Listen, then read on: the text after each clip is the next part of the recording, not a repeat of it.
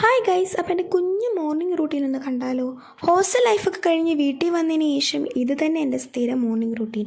തലേ ദിവസം നല്ല പനിയായതുകൊണ്ട് തന്നെ രാവിലെ എഴുന്നേൽക്കാൻ ഒരുപാട് ലേറ്റായി.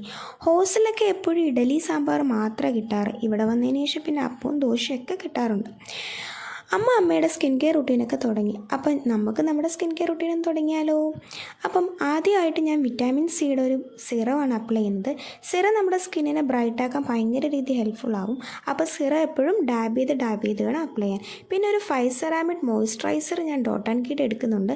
അത് നന്നായിട്ട് നമ്മുടെ ഫേസിൽ അപ്ലൈ ചെയ്ത് കൊടുക്കണം. കാരണം നമ്മുടെ സ്കിന്നിന് നാച്ചുറലായിട്ടൊരു മോയ്സ്ചർ കണ്ടന്റ് മെയിൻറ്റെയിൻ ചെയ്യാൻ എപ്പോഴും മോയ്സ്ചറൈസർ ഹെൽപ്പ് ചെയ്യും.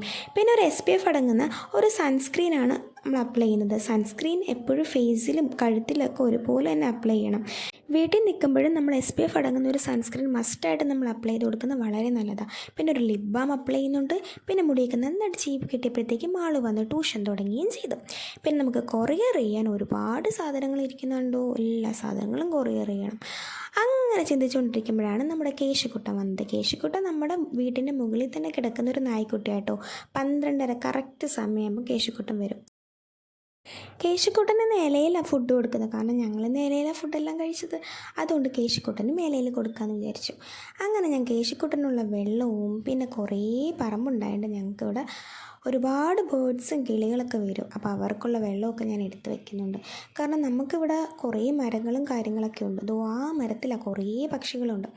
അവരെല്ലാം ഒരു 4 മണി സമയമാകുമ്പം ഈ വെള്ളം കുടിക്കാൻ വരും. അപ്പോൾ അത്രയേ ഉള്ളൂ ഗായ്സ്, ബൈ.